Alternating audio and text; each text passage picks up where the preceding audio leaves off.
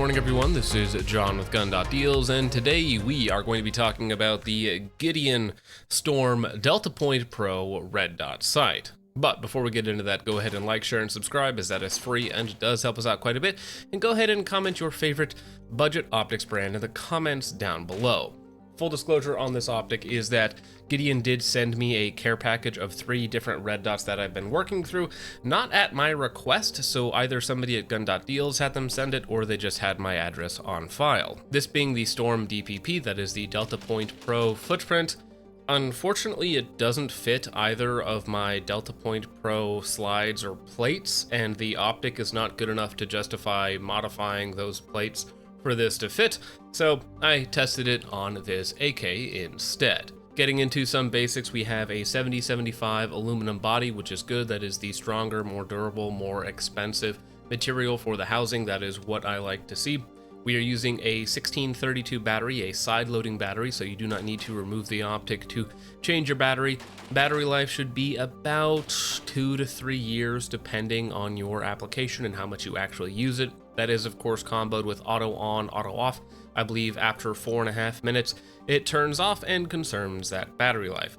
Now, in terms of the glass and the dot, we are using a 6 MOA green dot in this instance.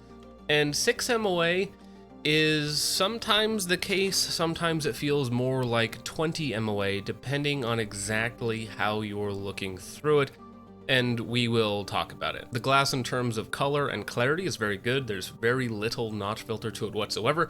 It is a little warpy, a little magnified, but that's kind of normal on these smaller optics. In terms of controls, you have up and down arrows for adjusting your brightness. On max brightness, it is more than bright enough for direct sunlight, and of course you have exposed, windage, and elevation that can be used with little flathead screwdrivers, and they are pretty tactile for such an inexpensive small dot. In the back, it is cut for a rear notch sight, so if your front sight post is the correct height, you might be able to use that in a pinch. It does come with a low mount, which is nice. And another nice thing that I'll say about Gideon is that they do include just about every screw combo you could ever need, which is nice if you're just buying a red dot and you don't want to fumble around go to your local hardware store to find screws that you need. It comes with just about everything you could conceivably need for the optic. Now, getting past the basics, I had a strong dislike for using the optic basically the entire time, because that dot, 6 MOA, is okay for most applications on a pistol. I don't have any problem with that. But if you get it past a certain brightness level that I enjoy using most dots on, it goes from about 6 to roughly 20 MOA. There are times at 50 yards where it would almost entirely cover the A and C zone on like an IPSC style target. So the dot is less than what I would desire in terms of precision. Now, it also is very, very head position dependent. So if you're just slightly off axis, and I know that it's mounted to an AK currently, but even just holding it up in front of your head, if you're even just slightly off axis, or it's at just a slightly different distance, that dot size and look varies wildly. And I do have a very mild astigmatism, so my eyes are a little bit worse, but even underneath a camera, you can see that even up close, it blooms out very, very quickly and sometimes looks oblong. It's just not a particularly pleasant looking dot. Even if everything else about the Storm is fine, the dot just really gets in the way of actually using the thing because of how obtrusive it is. It's harder to use than iron sights in that respect because it actually covers up more of your target and becomes harder to be target focused, because whatever spot on the target you pick to be focused on, the dot just covers up the entire thing. Again, I really never enjoyed using the thing, which is sort of a nail in the coffin, but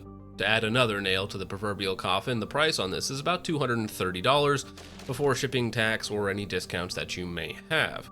Now, a Holosun 400 or 5, well, I should say the 400 series of Holosuns start at under $200. I believe if you knew of such a website that would aggregate these deals for you, you might even be able to find one for $170 or so, which is a wild steal and infinitely higher performance than what we're seeing here. It's certainly much cheaper than the mid or high-end options, but that doesn't really save it from the fact that there are so many competitive low-end options that all kind of blur together at this point that dealing with a dot this ugly, at least on this specific 6 MOA green dot version, I just don't know why you would do that. Now, Gideon could rectify this probably by just putting in a smaller dot 2 to 3 MOA, something in there is probably the best all around. In my 507 comp, I only use the 2 MOA dot.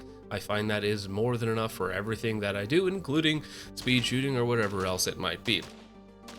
If I were to try to steelman the Storm's position in the market, maybe I could say that if you have an astigmatism, sometimes the bigger dots work better for people who have really bad astigmatisms, but since I don't and the dot looks really crappy to people who don't have an astigmatism, I probably wouldn't recommend it unless you find somebody who reviews it who also has a really bad astigmatism and says that it looks good to them with their problematic eyes. But that's really all that I have on the Storm DPP from Gideon. But what about this rail on this AK? Two things that I don't particularly like, AKs and carbon fiber.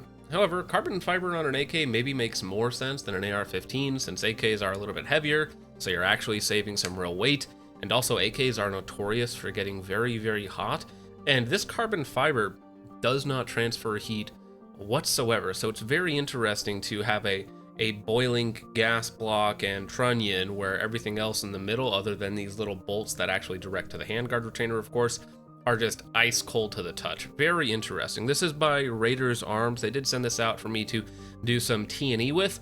So far, very expensive. When combined on an AK that aren't cheap to begin with anymore, it's an interesting proposition or a fix to an archaic weapon systems, but I thought I'd mention it at least while we're here. But with all that out of the way, gentlemen, thank you so much for watching. I hope you all enjoyed. I will see you in the next one. Peace off.